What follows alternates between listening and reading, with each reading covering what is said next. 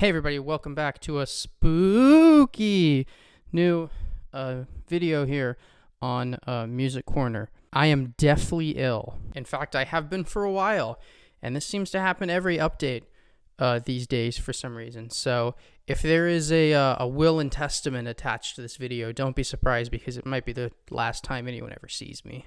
But we've got to tough through it with medicine and just force of will, because it is time for the recap. And as usual, we're going to talk about the biggest releases of the last 2 months, the ones I liked, the ones I didn't like so much, which is where we're going to start out, as this time there were a handful of releases that I wasn't crazy about. The first two came from an EP review coverage that I did back in September, starting with this new Weezer project, which is continuing the really disappointing Weezer Seasons project, the whole like EP a season thing. It's come out to quite a bit of material and not much of it has been great. Don't really like this one. Not really crazy about the other ones. Just not awesome. I was also pretty interested in this new Blood Orange EP, at least going into it, but it's not great either. It's a little unpredictable, which I'll say is good. It doesn't sound exactly like what I expected it to, but that doesn't really add up to much. Next up is this new Yeah Yeah Yeahs record, Karen O and Company, their first in a while. I really wanted to like it. I liked the lead single with Perfume Genius quite a bit. I liked the song Burning a lot, but the rest of this track list is just not great, and it's short and scant and not very good all around, and I'm just not really crazy about any of it. Though it is not as much of a fall from grace as the new Blackpink album, which I wanted to like because they've always been one of my favorite K-pop acts out there, especially when they're operating at their peak. But their peak is nowhere to be found on this new project. It is not great, and when the best song of the bunch turns out to be the lead single that I thought was pretty underwhelming, that tells you about everything you need to know. And finally, like most people, I am not really crazy about the new Taylor Swift album, Midnights. A lot of people highly anticipating this, as was I. I think I had a vision of what I wanted Midnights to be, and I might have just gotten carried away hearing about the concept of this record and thinking that it would be another in a series of pretty bold new steps that Taylor has taken in her career, but turns out this thing is a lot closer to Lover than it is to Reputation. It's just a pretty lame, predictable pop record that is just as inconsistent and underwhelming as most Taylor releases. Getting into the bulk of this video, which is just the stuff that people have been talking about, starting with the new Cry A Lot EP. This is Sarah Benito of Caro Caro Bonito fame with her new solo project. Decent, it's solid. I like the Icarus theme that runs through it quite a bit. It's interesting, and the music is pretty good, and it keeps up a long run of great KKB universe content we've gotten every year for quite a while now.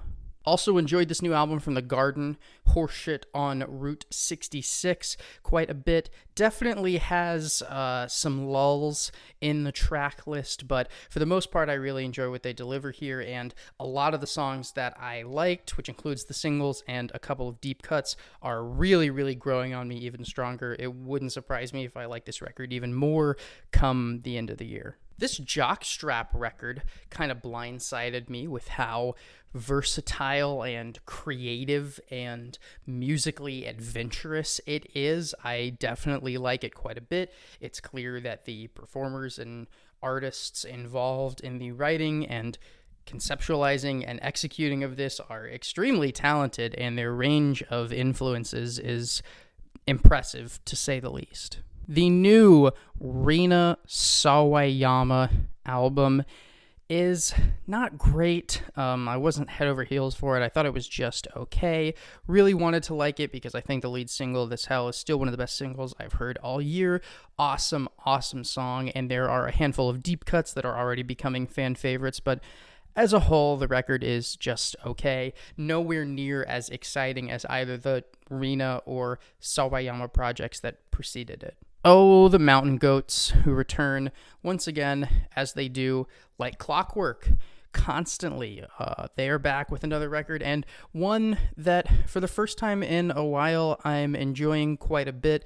No Caveat. I think that's just because it's the most fun it sounds like the Mountain Goats are having than quite a while, honestly. It's definitely a turn from the more slowed down and folkier styles of their last couple records. It is a lot bouncier, a lot more rock and roll ish. And as a result, even when I'm not crazy for whatever John Darnielle is saying on these songs, oftentimes they can be really enjoyable and really bustling and exciting. Always returns their third studio album, a turn towards shoegaze. I like it. It's good. There are definitely some issues with what I guess I would call reusing ideas that pop up on this record in the track list. There are certainly songs that just sound like kind of watered down versions of other songs, but if you take this thing for its highlights, they are great, they sound great, and as I said, they are a much heavier brand of Always than we were getting on their first two records. This video is brought to you by Lululemon. I wanted to like this new Tovlo project because I love a couple of the singles, and I really thought it had the potential to be her best record yet, but the whole middle section of this track list just doesn't do a lot for me. It sort of becomes the singles and then just this crawl to the end that I'm not crazy about. It still has its highlights, and it's worth hearing for fans and for pop music listeners in general, but I had higher expectations than it could reach. If you're a pop music fan or a Tovlo fan, certainly check this out for the highlights, but I won't say that it's her best album ever or anything.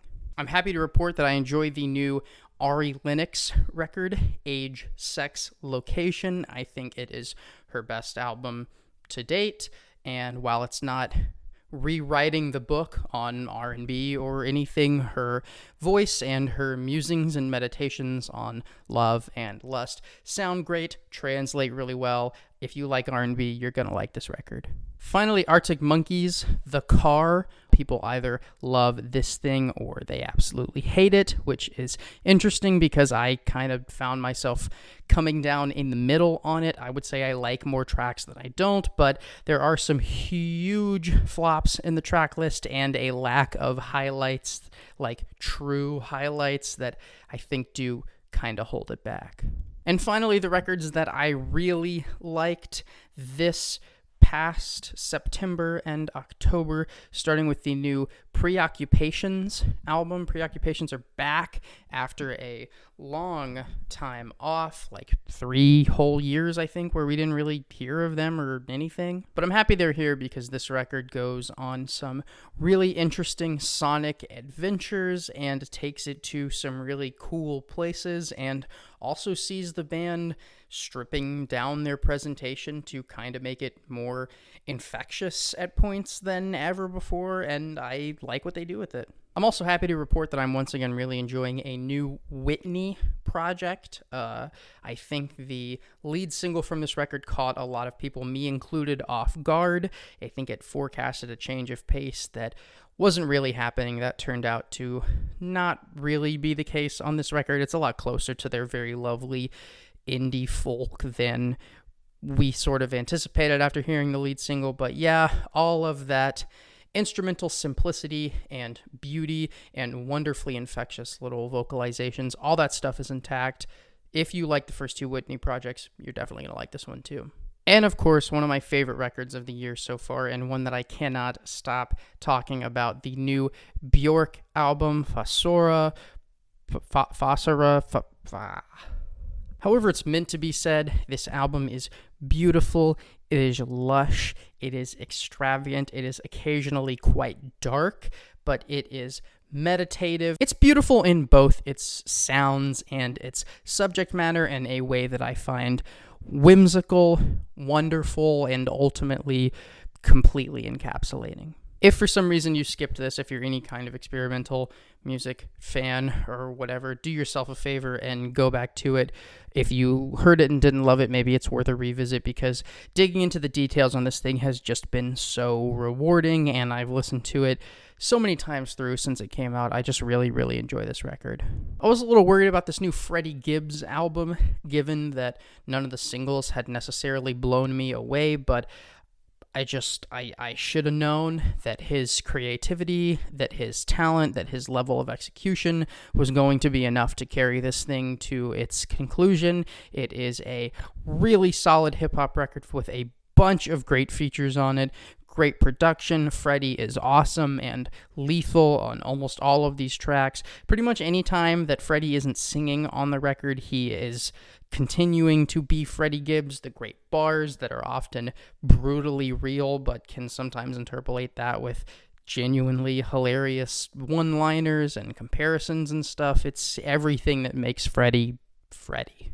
And finally, I like this 1975 record being funny in a foreign language quite a bit, despite the Jack Antonoff production, which does sort of evoke this blandification, this alt-rockification across the entire record. There's still enough good songwriting here. There's enough great sounds to really make this work. I wouldn't say it's the most adventurous project the band has ever released, but they really strip it back to basics and deliver some solid pop rock songs. I like most of the songs on the record quite a bit, and they really all could work as some kind of radio single, I think. So yeah, when your record is full of stuff that is that catchy and fun, it is difficult to not enjoy it.